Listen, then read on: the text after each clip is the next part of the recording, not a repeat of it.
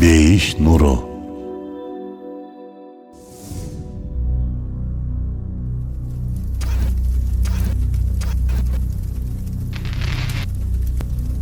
Тозок. Укканда эле жүрөктү шуу дедирткен жаза өтөөчү жай. Бул жай тууралуу көптөгөн аяттар, хадистер бар. Бир аз мен да, ошону менен бирге сиздер да кайдыгерликтен ойгонуу үчүн келиңиздер, бул аят хадистерди карап көрөлү. Ыйык Курандын Гашия сүрөсүнүн баш жагында Аллах Таала мындай дейт: О Мухаммад, сага ороп алуучунун кабары келдиби?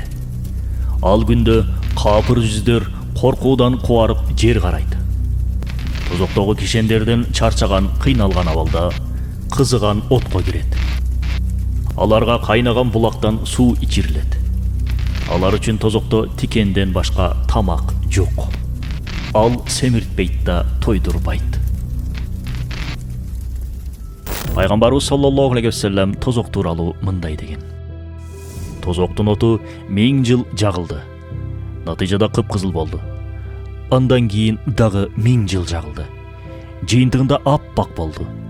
Андан кийин дагы 1000 жыл жагылды. Азыр ал кара жана караңгы.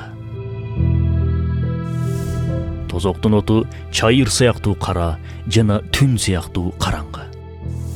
Бир жолу пайгамбарыбыз саллаллаху алейхи вассалам Жабраил периштеден тозок тууралуу айтып берчи деп суранганда, Жабраил алейхиссалам ушундай деп айткан: Аллах Тааланын буйругу менен от 1000 жыл жагылып кыпкызыл абалга келди. Андан кийин болсо дагы 1000 жыл жагылып сап-сары абалга келди.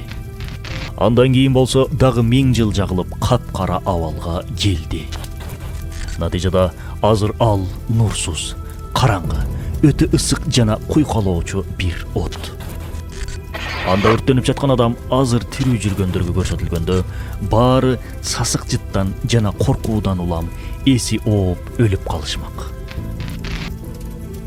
Абу Дарда разияллаху анху риваят кылган жарымы аяттардан турган бир хадисти карап көрөлү. Тозоктогулар ачка калтырылат. Бул ачкачылыктын азабы алар тартып жаткан азаптай эле оор абалга жетет. Алар жардам сурашат. Аларга курсакты тойгозбой турган, азык тантпай турган тикендүү чөп куурай берилет. Алар кайра тамак сурашат. Бул жолкусунда кекиртеге тыгылып кала турган азык берилет. Натыйжада ал азык ары да кетпей, сыртка да чыкпай, тыгылып туруп калат. Алар тирүү кезинде мындай абалда суу ичкендерин эстеп, ичимдик сурашат. Аларга темир идиште кайнаган суу берилет. Бул идиш беттерине жакындаганда беттери куйкаланып кетет. Суу ашказанга келгенде болсо ичи талкаланып кетет. Алар тозоктун күзөтчүлөрүн чакыралы, балким бир аз азабыбызды жеңилдетер дешет. Аларды чакырышат. Тозокто күзөтчү болгон периштелер аларга келип: "Силерге пайгамбарларыңар бул азаптар тууралуу кабар бербеди беле?" деп сурашат. Алар: "Ооба, кабар беришкен болчу, бирок биз аларды тыңшабадык" дешет. Периштелер: "Силер сурана бергиле. Бирок капырлардын суранычы бул жерде натыйжасыз" дешет. Тозоктогулар бул периштелерден үмүт үзүшкөн соң тозок периштелеринин башчысы болгон Малик аттуу периштени чакырышат. Малик келген кезде: "О Малик, Аллахка айтчы, бизди өлтүрүп салсын" дешет. Малик болсо аларга: "Жок. Силер бул жерде түбөлүк кала тургандардансыңар" деп жооп берет. Бул хадисти риваят кылуучулардын бирөөсү болгон Амеш рахмахулла тозоктогулардын Маликке жалбаруусу менен Маликтин аларга жооп берүүсүнүн ортосунда 1000 жыл өтөт дейт.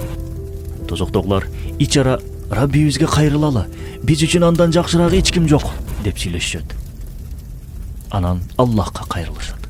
О Раббибиз, акмакчылыгыбыз бизди жеңип кеткен эле. Чынында биз адашкандардан элек. О Раббибиз, бизди бул жактан чыгар. Эгер кайра эле капырчылыкка кайтып кетсек, шек күмөнсүз залымдардан болобуз дешет. Аллах аларга ушундай дейт: Тозоктун ичинде жоголуп кеткиле. Мени менен эч сүйлөшпөгүлө. Пайгамбарыбыз саллаллаху алейхи вассалам бул хадистин уландысында тозоктогулар бул жоопту уккандан кийин бүткүл жакшылыктардан үмүт үзүшүп, бакырып өкүрүп, ыйлап, өздөрүн ургулап тытмалай башташат дейт.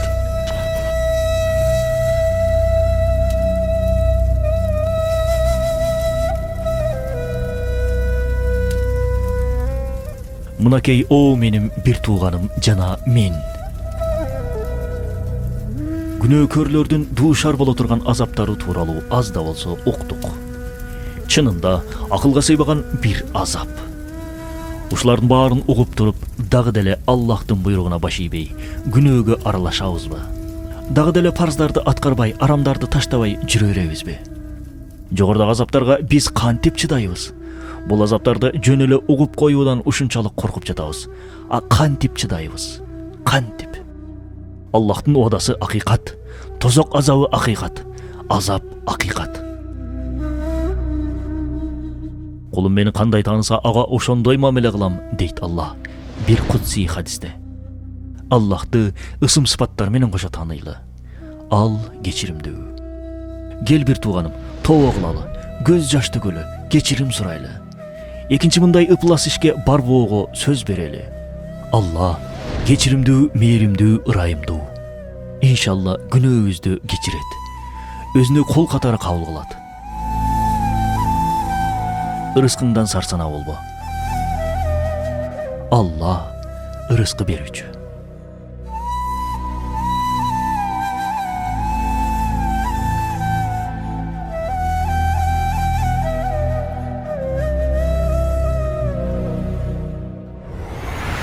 Бейиш нуру.